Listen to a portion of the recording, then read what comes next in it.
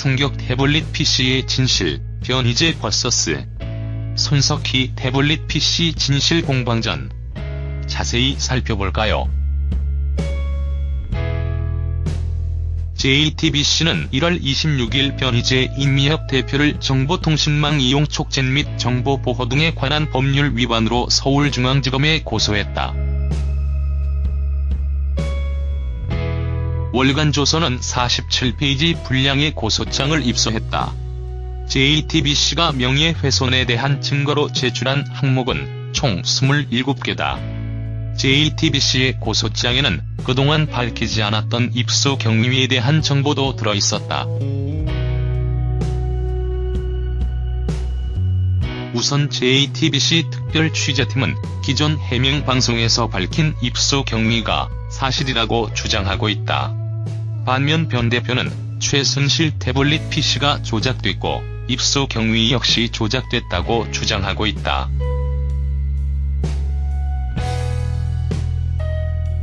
최순실 태블릿 PC의 사실 여부를 두고 공방이 벌어지는 가운데 고소장에서 드러난 새 쟁점을 5가지로 추려봤다.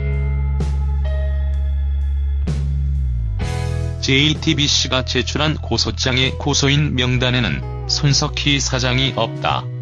특별취재팀 기자들의 이름도 빠져있다. 대신 JTBC 법인이 기재돼 있다. 변희재 대표가 최순실 태블릿 PC 조작의 당사자로 지목한 인물은 손석희 사장과 홍석현 회장이다.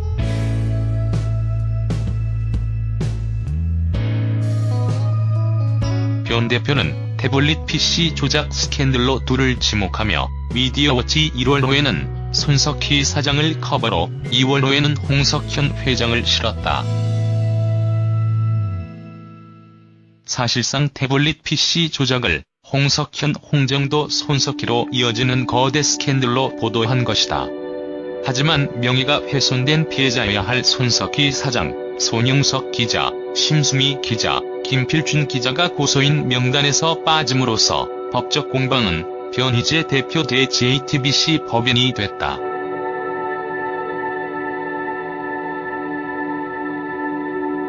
변 대표가 재판에서 지면 JTBC 법인과 합의를 보거나 손해배상을 해야 한다.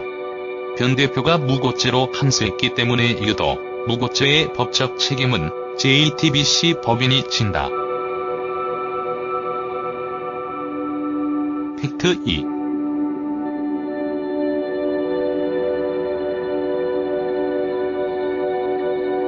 JTBC의 해명방송과 검찰에 제출한 고소장의 내용 중 다른 부분이 있다. JTBC는 2016년 12월 8일 1차 해명방송에서 태블릿 PC 최초 입수 현장인 WK 사무실에서 태블릿 PC를 충전해서 전원을 켰다고 했다.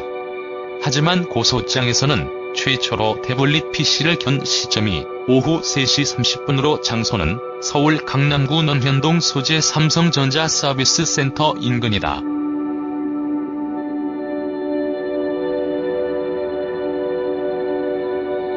또 태블릿 PC를 지니고 7시간 동안 돌아다녔다는 것은 최초 태블릿 PC를 발견한 후 그대로 두고 충전기를 사기 위해 나왔다는 해명 보도와도 배치된다.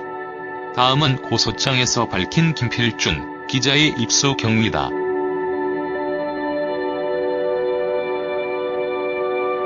(2016년 10월 18일)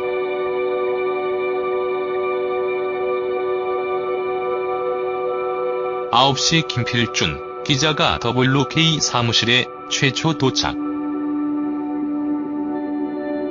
9시 16분 안에 들어가지 못하고 책상만 확인하고 관리실 찾아감. 9시 20분 관리인과 대화 후 WK 건물에서 나와 기사를 정리. 10시 10분 WK를 다시 방문해 관리인을 설득. 10시 30분 관리인과 함께 사무실 안으로 들어가 꺼진 태블릿 PC를 발견. 10시 50분 충전기를 사기 위해 태블릿 PC를 들고 사무실을 나옴. 14시 K스포츠재단 박헌영 과장을 만나 취재. 15시 30분 논현동 삼성전자 서비스 센터에 가서 충전기 구입 후 태블릿 겸 17시 30분 2시간 30분 동안 VJ와 함께 태블릿 PC를 촬영. 18시 WK 건물로 돌아가 태블릿 PC를 원위치에 둠. 2016년 10월 20일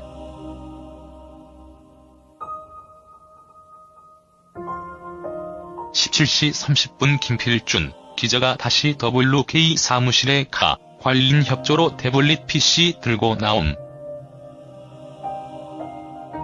팩트 3.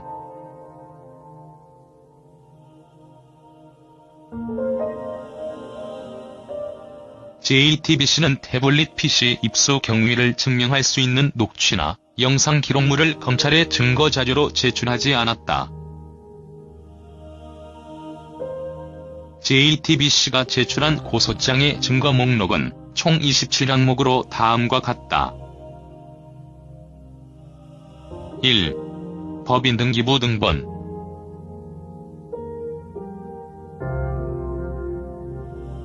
2.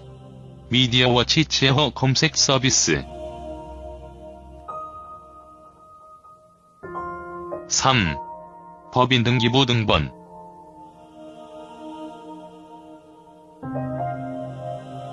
4. 법인 등기부 등본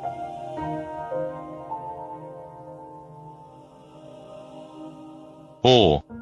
법인 등기부 등본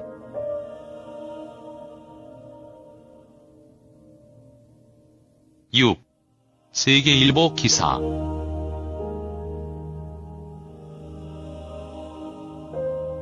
7. 경향신문 기사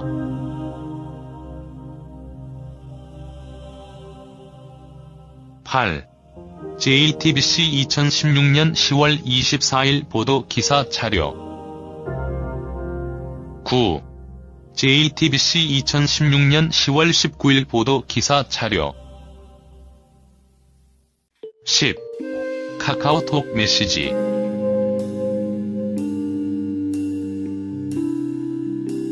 11. JTBC 각종 기자상 수상 보도 기사 12. 방송기자연합회 기고문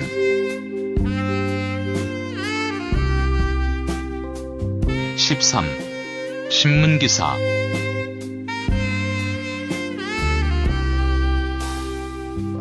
14. 신문기사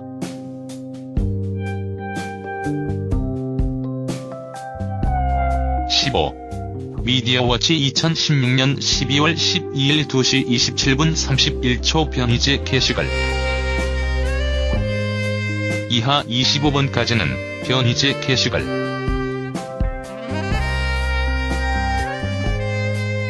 26. 기타 검찰 수사 발표문, 국회 회의록, 특별검사 발표문, 언론 보도 자료 등은 조사 상황에 따라 수시로 제출하겠습니다. 27. 고소 대리인 위임장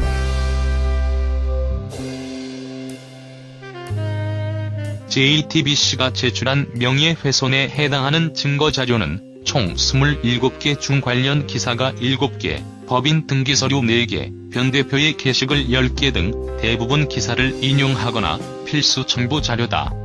입수 경위의 사실 여부를 증명할 수 있는 녹취나 영상 등은 제출되지 않았다. 첨부된 7개의 기사 중 3개는 JTBC 기사고 2개는 이름을 밝히지 않은 신문기사다.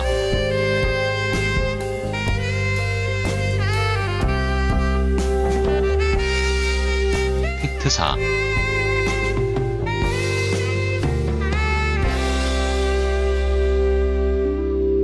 태블릿 PC를 입수한 기자는 김필준 기자로 밝혀졌다. JTBC는 이전 해명방송에서 태블릿 PC 입수 경위에 대한 설명을 김필준 기자 대신 심승희 기자에게 시켰다. 김필준 기자는 JTBC 입사 2년차 기자다. 수습기자도 특종을 하면 방송을 하는 게 일반적이다. 방송기자가 최순실 태블릿 PC 같은 특종을 하고도 다른 기자가 특종을 한 것처럼 방송하는 것은 이례적이다. 김필준 기자가 태블릿 PC 입수 경위 관련해서 처음 방송에 노출된 것은 2016년 12월 26일 16만 1208 소셜라이브 최순실 취재팀의 태블릿 PC 입수 경위라는 영상에서다. 당시 영상에는 손용석 특별취재팀장, 심수미 기자, 김필준 기자, 서복현 기자가 등장한다.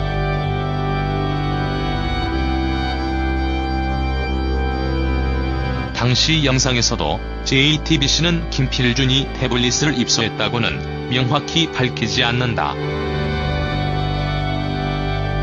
다만 심수미 기자가 김필준 기자를 가리키며 혁혁한 공을 세운 막내 기자라고 말했다. 방송만 보면 태블릿 PC의 최초 발견자가 김필준 기자며 다른 기자도 이 사실을 알고 있는 듯 보인다. 그동안 김필준 기자를 드러내지 않은 이유가 궁금해지는 대목이다. 팩트 5.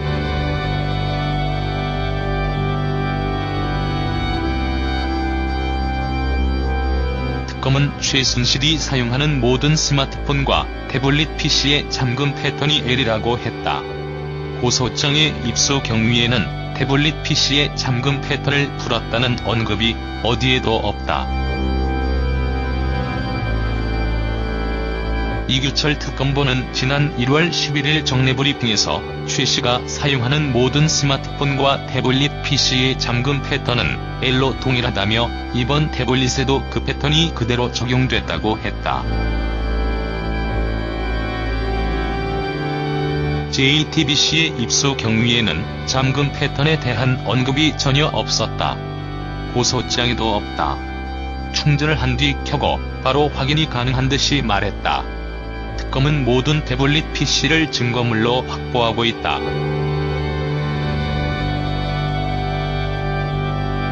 특검의 말이 사실이라면 김필준 기자가 입수한 태블릿 PC는 최순실의 것이 아니거나 김필준 기자가 태블릿 PC를 켜자마자 암호 패턴을 풀었다는 이야기가 된다.